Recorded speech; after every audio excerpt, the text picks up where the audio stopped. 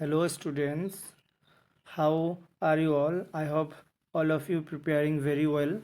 So this is most probably last time I am going to talk with you all. এইটো চাগে last time হ'ব মই তোমালোকৰ লগত কথা পাতি আছোঁ বিকজ এইটো চেনেলৰ জৰিয়তে মই তোমালোকক ইংলিছ এডুকেশ্যন অলপ চলপ আৰু পল চায়েন্স আৰু ইংলিছ গ্ৰামাৰ প্ৰিপেয়াৰ কৰিছিলোঁ তো অহাকালি পল চায়েন্স পৰীক্ষা আছে তো তাৰপিছততো মই আৰু তোমালোকক উদ্দেশ্যে এনেকৈ ভিডিঅ' বনোৱা নহ'ব বা হ'ব বেলেগ ৰিলেটেড বনাম ছাপ'জ তো যিয়ে হওক আজি তোমালোকৰ লগত লাষ্ট কথা পাতিব বিচাৰিছোঁ মই কিছুমান ইম্পৰ্টেণ্ট টিপছ দিব খুজিছোঁ পলিটিকেল চায়েন্সৰ কাৰণে specifically so' welcome to this video' so' আজি পলিটিকেল চায়েন্স এক্সামৰ কাৰণে আমি বহুত প্ৰিপেয়াৰ কৰিছোঁ তোমালোকে মোৰ ভিডিঅ' চাই প্ৰিপেয়াৰ কৰিছা নিজে পঢ়িছা নোট বনাইছা তাৰপিছতো আমি কি জানিব লগা থাকি গ'ল সেইবিলাক চোৱা যে মই কিছুমান লেচনৰ তোমালোকক কমপ্লিটলি প্ৰিপেয়াৰ কৰাইছোঁ কি আহিব কি নাহিব মই কৈ দিছোঁ কিন্তু কিছুমান লেচন বাদ থাকি গ'ল তো সেইকেইটা মই আজি অলপ কৈ দিম মানে মষ্ট কমন ইয়াত মই এনচাৰ ডিছকাছ কৰিব নোৱাৰিম ইমান টাইম নাই এনচাৰ ডিছকাছ কৰাৰ মই জাষ্ট তোমালোকক ইম্পৰ্টেণ্ট কুৱেশ্যনবিলাক কৈ দিম যে এই কুৱেশ্যনবিলাক তোমালোকে চাই যোৱা ৰিভাইজ দি যোৱা যে এইবোৰৰ পৰা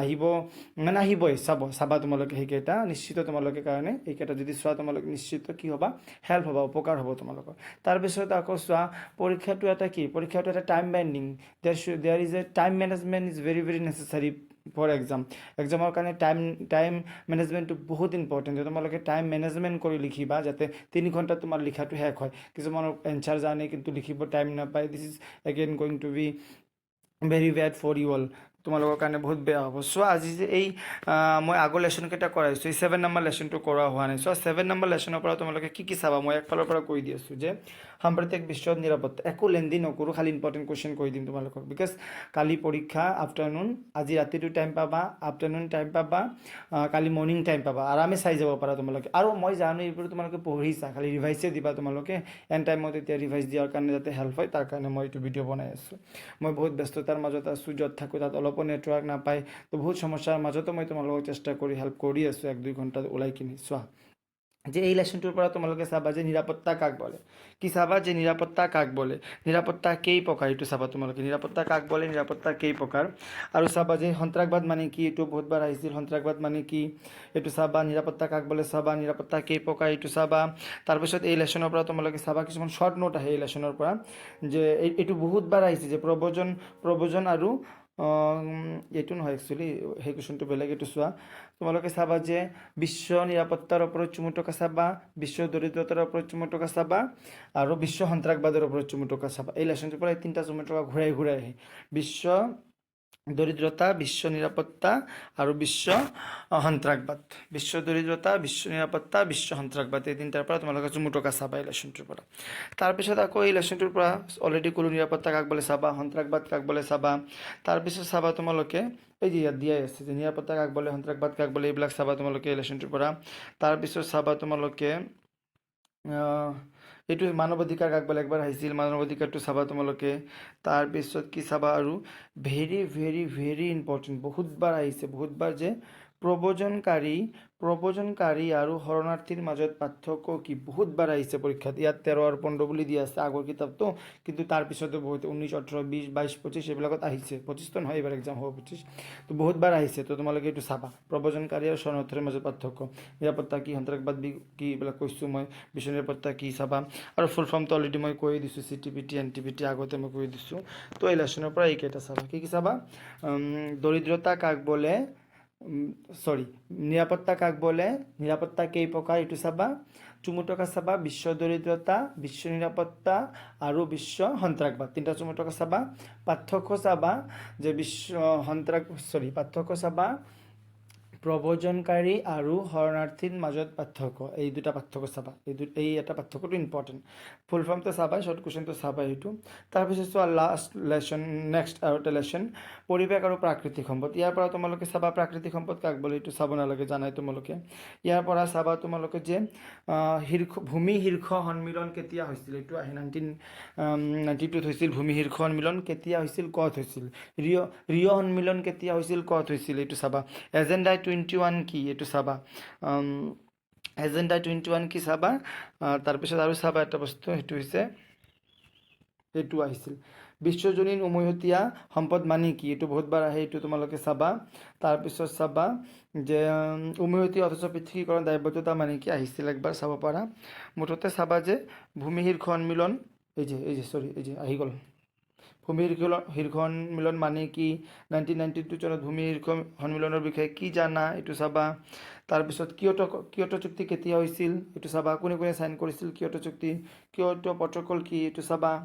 তাৰপিছত পানী প্ৰদূষণৰ কাৰণ, জল প্ৰদূষণৰ কাৰণ, এইবিলাক আৰু কি, এইবিলাক জানা। বায়ু প্ৰদূষণৰ কাৰণ, এইটোতো তোমালোকে জানা। বিশ্ব পৰিৱেশ দিৱস কেতিয়া পালন কৰা হয়, এইটো চাবা। গ্ৰীণ হাউচ গেছ মানে কি, ইম্পৰ্টেণ্ট।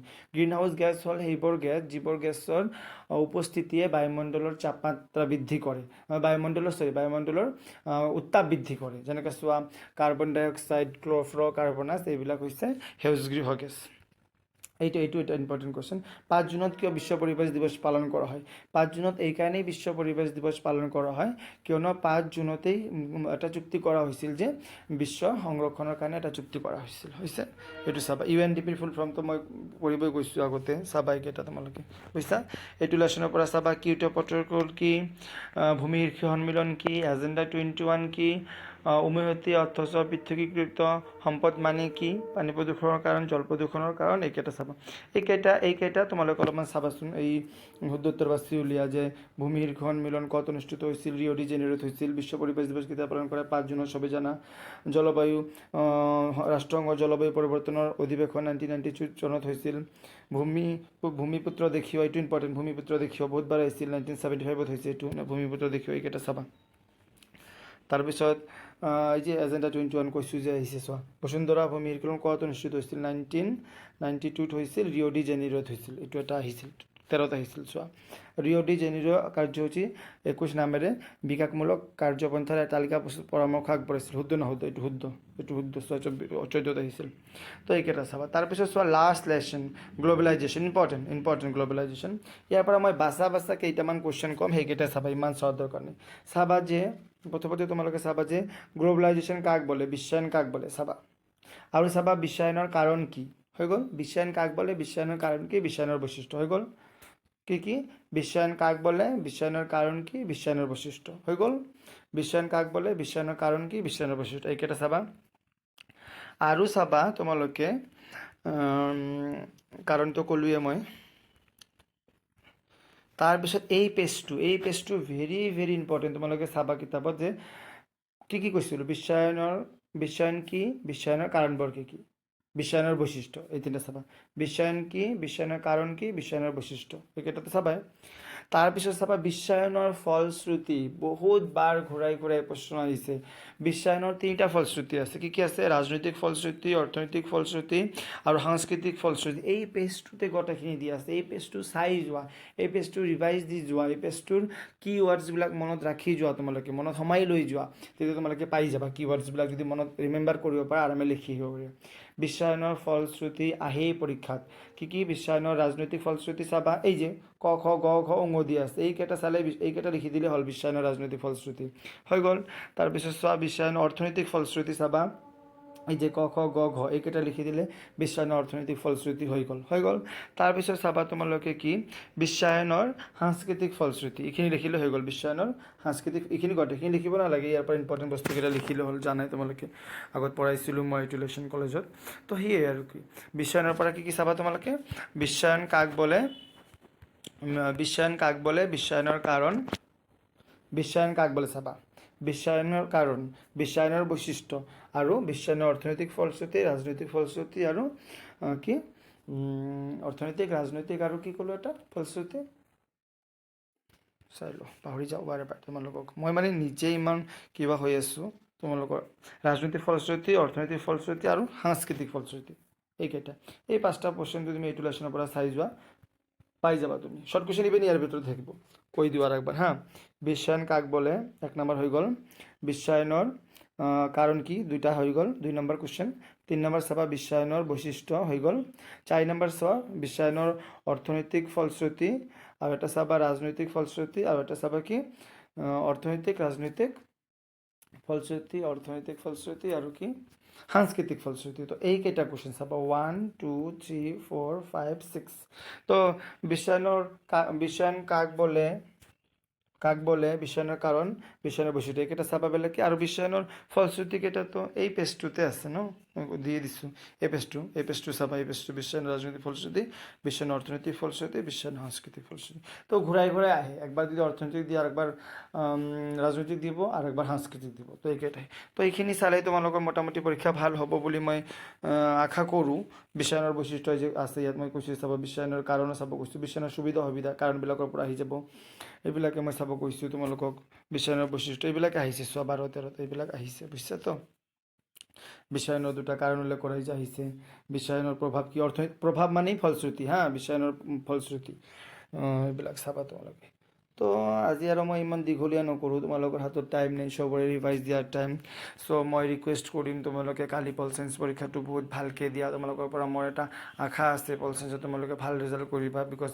মই যিহেতু পল চায়েন্সৰ টিচাৰ পল চায়েন্সটো মই এটা কনচাৰ্ণ ছাবজেক্ট মই বিচাৰোঁ মোৰ ল'ৰা ছোৱালীয়ে মোৰ ষ্টুডেণ্টে পল চায়েন্স ছাবজেক্টটোত ভাল ৰিজাল্ট কৰক যেতিয়া তোমালোকে ভাল ৰিজাল্ট কৰিবা মই তোমালোকক লৈ কিনে এটা ভাল ভিডিঅ' বনাম মই তোমালোকৰ ৰিভিউবিলাক ল'ম তোমালোকে নিজে যিটো ক'বা মই সেইটো ভিডিঅ'ত আপলোড কৰিম কেনেকুৱা পাইছা তোমালোকে পল চায়েন্সটো পৰীক্ষা দিবা পল চায়েন্সটো কেনেকুৱা লাগিছে তোমালোকৰ চ' মই তোমালোকক পল চায়েন্স পৰীক্ষাৰ কাৰণে বহুত বহুত বহুত শুভেচ্ছা জনালোঁ অল দ্য বেষ্ট ক'লোঁ তোমালোকৰ পৰীক্ষা বহুত ভাল হ'ব ঈশ্বৰে আল্লাই তোমালোকক পৰীক্ষা বহুত ভাল কৰিব তোমালোকে নিজৰ পৰীক্ষাৰ কাৰণে পজিটিভ থাকা আজি কালি যিমানখিনি টাইম আছে আজি ৰাতিটো কালি ধৰা 11টালৈকে ধুনীয়াকৈ ৰিভাইজ দিয়ে ইমান কাপ ধাপ কৰাৰ দৰকাৰ নাই ইমান মানে হাইপাৰ হোৱাৰ দৰকাৰ নাই লাহে লাহে ধীৰে ধীৰে চব ৰিভাইজ দিয়া মাথাত সোমাই লোৱা ধুনীয়াকৈ পৰীক্ষা দিবা পৰীক্ষাত কুৱেশ্যন পেপাৰটো পাৱাৰ লগে লগে পঢ়ি ল'বা কুৱেশ্যন পেপাৰটো পঢ়ি কিনে যিবিলাক আগত পাৰা